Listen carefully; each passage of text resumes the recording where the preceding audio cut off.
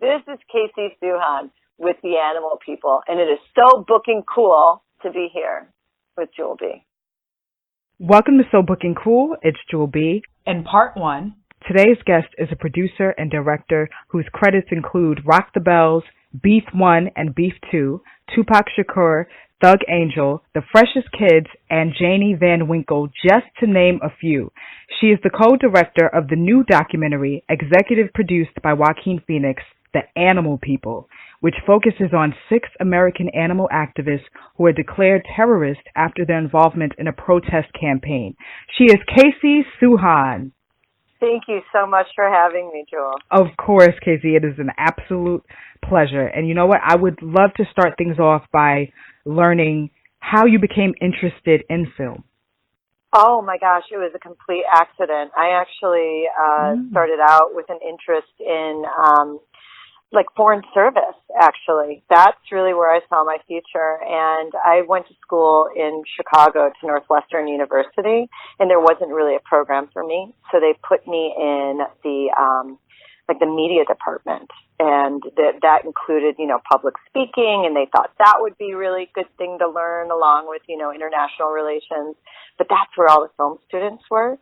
And I just remember, I was really interested in foreign service because I was interested in talking to people in different parts of the world. I was interested in, bridging communication gaps. Do you know what I mean? And being part of that kind of work. Mm-hmm. And in the peace kind of thing, that's where my passion was. But when I saw what these film students were doing, I was just like, oh my God.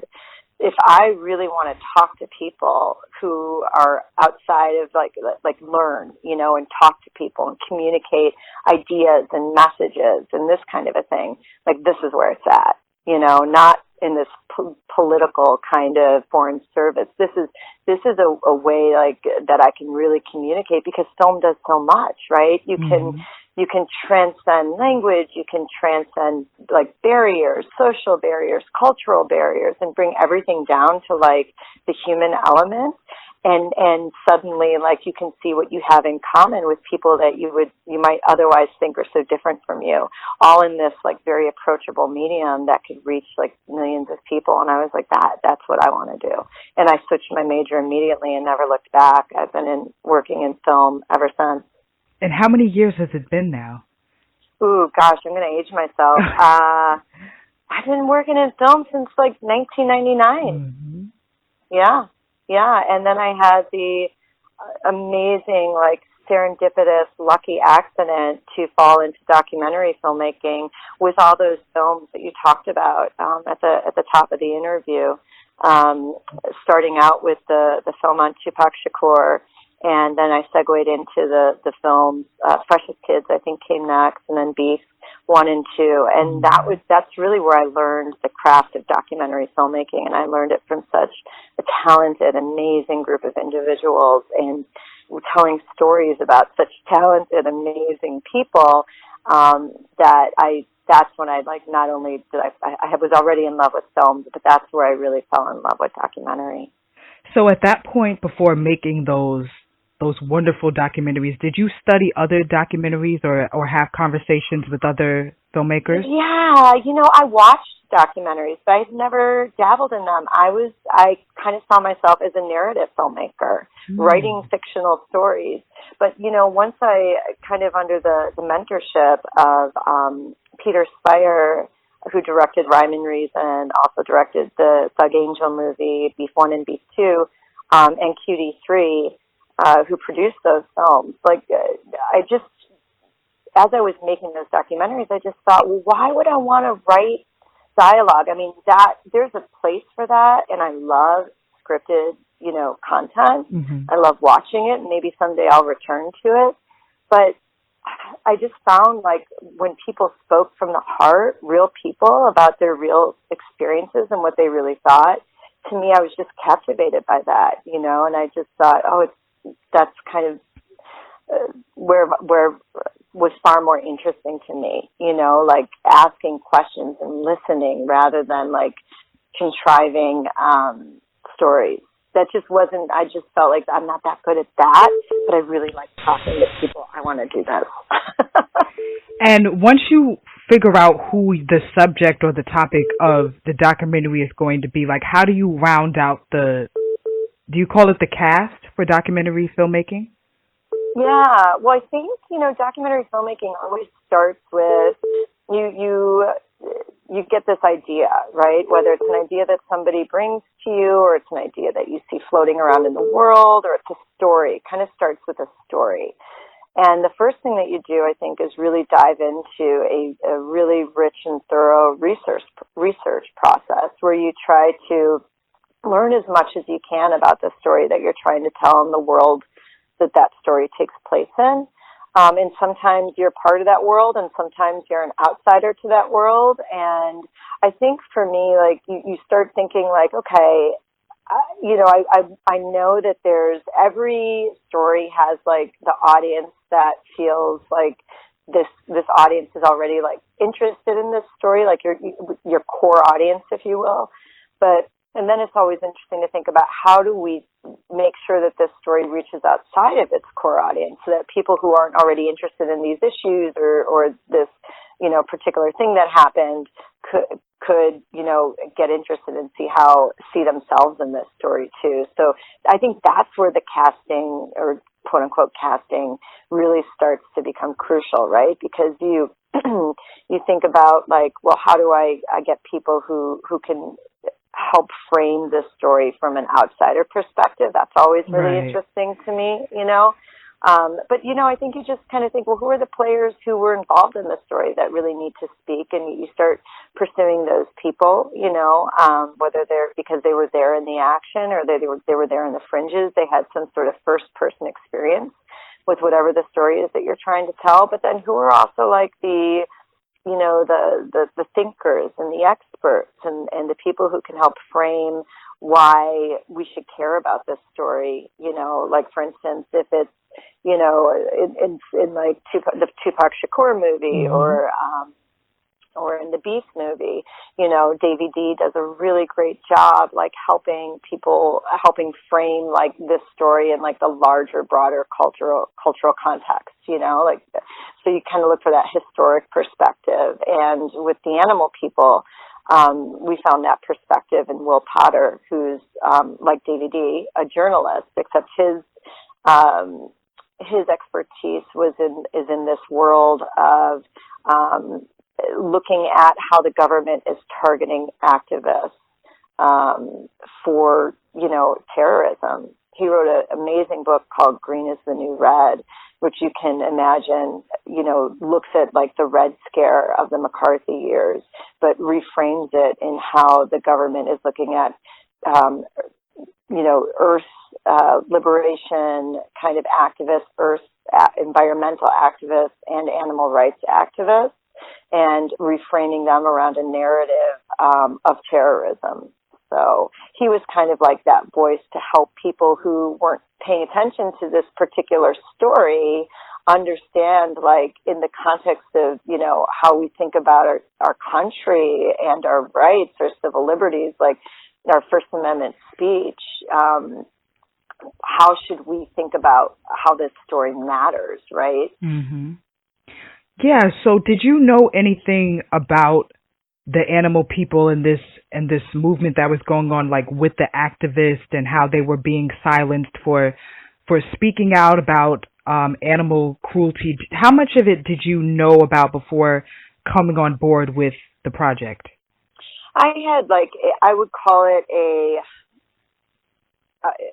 a very high-level understanding of what the story was. Mm-hmm. And I was exposed to it because my co-director, Dennis Henley, and I had made a narrative scripted film that he directed and I produced, and it took us years to make. That's a really fun story about how we got that film made. It's called Bold Native, and it's about a young man who breaks the law in order to liberate animals. So we were really interested in this issue, right? Like people who break the law in order to whether it's free animals or in furtherance of like earth, environmental issues or whatever. What would drive someone to break the law for these causes? And out of that, we developed this script called Bold Native. And as we were researching that and driving around the country, like really trying to understand, this character that we were writing and the story that we were trying to tell, we got exposed to this campaign as it was happening. And that would have been like 2000, 2001, 2002, like all throughout those years. And we were also seeing how the FBI, even at that time, before they indicted these 6 individuals, were talking about animal rights and environmental rights activists as the number one domestic terrorist threat. That's what, I can't remember his name, but the FBI director said publicly at the time before 9/11 that animal rights and environmental rights activists were our number one domestic terrorist threat. So, when 9/11 happened, you just think, well, gosh, what are they missing? Where's the real terrorist threat here? And then so we were exposed to the campaign itself as it was happening. We were exposed to the newsletters as they were coming out. They were really like well produced and funny and snarky, and they stood out of anything else that was happening. So it was intriguing to us. And when the indictments came down, the thing that everybody talked about, like the narrative, was these 6 people got indicted and are going to trial for free speech protected activity. So that's really wild, right? Like, how does that happen in this country? And for me, that was always like what I understood, even as the story continued to unfold and the trial went on. If you didn't, I wasn't privy to like the transcripts. I wasn't there at the trial. So my understanding was just this high level kind of, oh, that's crazy. How could that happen? And when we ended up meeting the 2 of our producers, Nico Alan and Ari Solomon, they already had access to some footage that was filmed of these 6 individuals who were indicted as terrorists. That was filmed during their trial, and while during that whole process, I don't know how much of the story I want to give away, but they had some footage that actually was happening in 2004 as the story was unfolding, and the project had kind of stagnated a little bit, and I think the 4 of us, my co-director and I, Nico and Ari, saw this opportunity to bring our expertise and passion together and like really dig into the story. And the first thing we did, like we've talked about, was just this really thorough research process, which started with the trial transcripts and reading that, and it's super dense. And what I started to understand was that the government's narrative and the experience of the people who were targeted by the campaign was very different, right, than what I understood. And so that just kind of kicked off the process of learning more and interviewing the actual people who were wrapped up in this indictment as they were becoming available.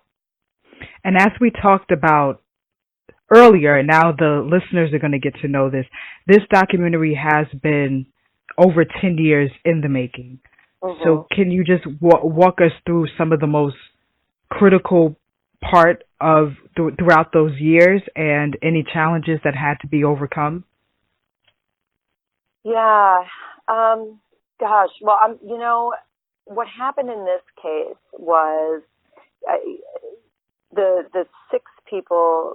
This was a campaign. The Stop Huntington Animal Cruelty campaign was a campaign that focused on one organization, and the groups of activists. This campaign started in the UK, then moved to the US.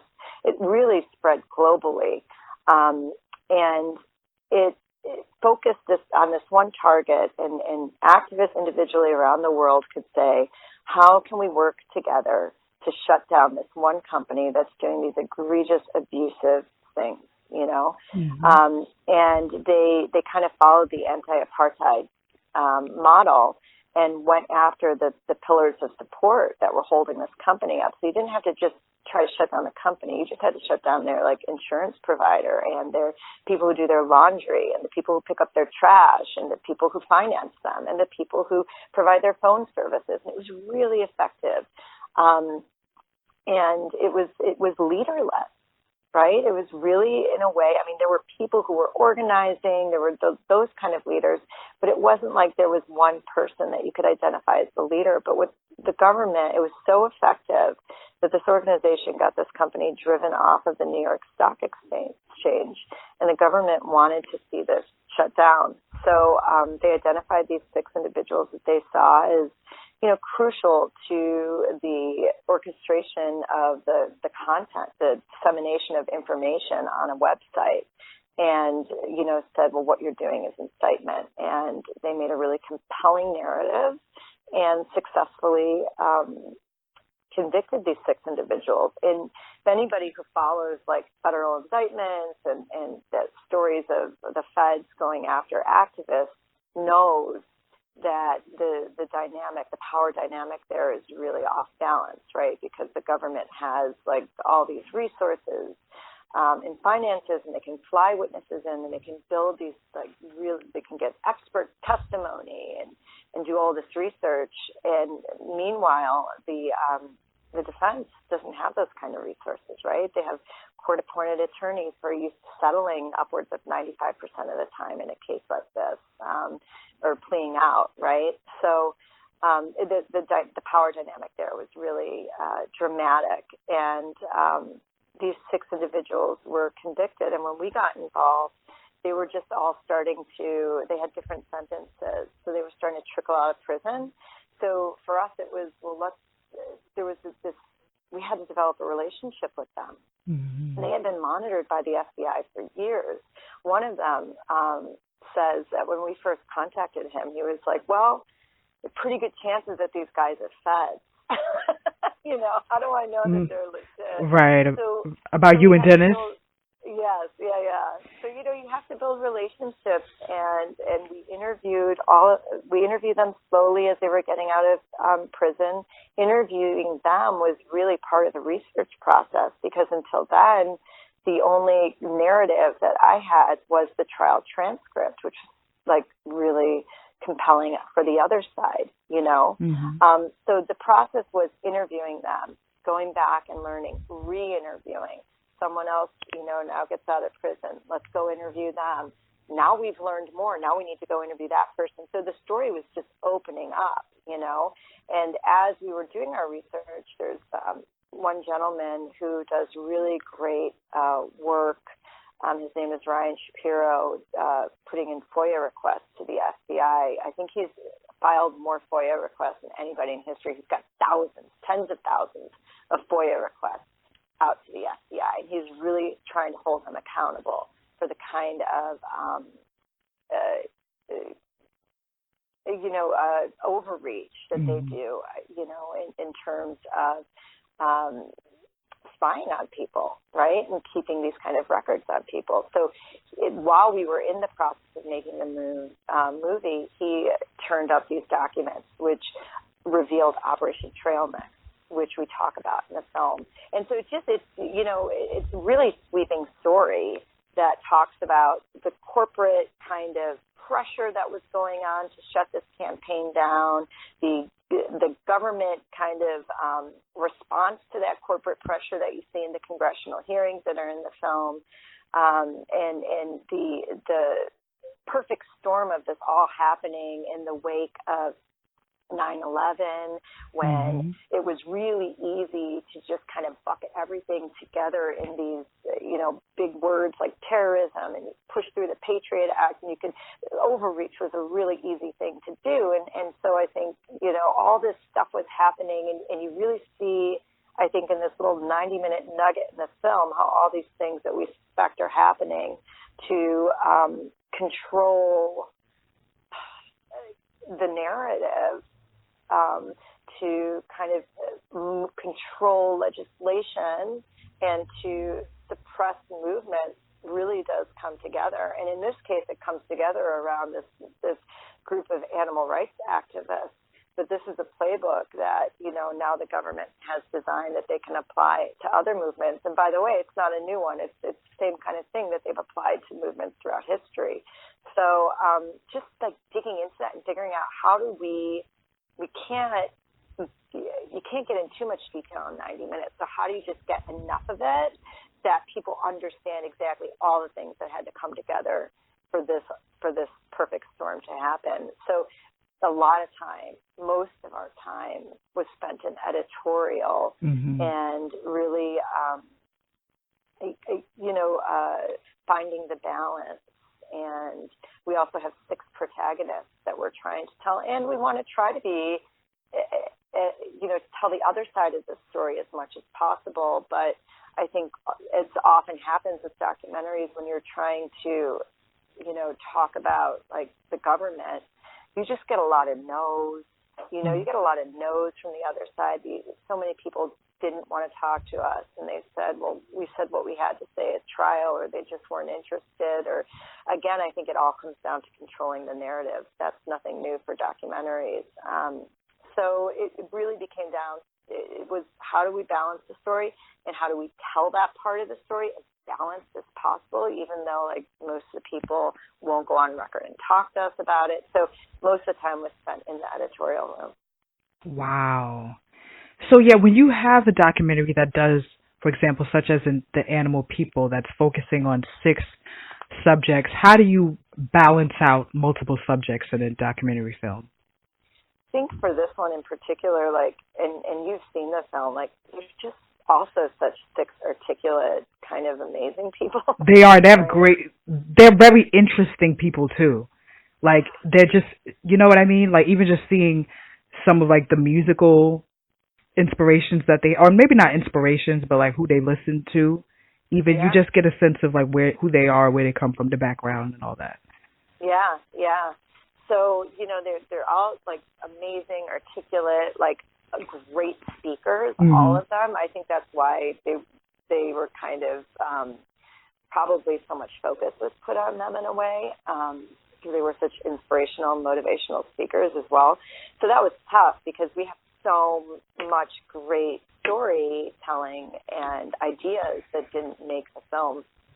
So it was definitely challenging. And I think what it came down to was, Kevin was an obvious target for the government. And I think the film talks about how, stuff that he was involved in his early years in the activism was kind of like swept into, this whole case. Like it just all moved together like this big amoeba until they could find something to try to hold them legally accountable for.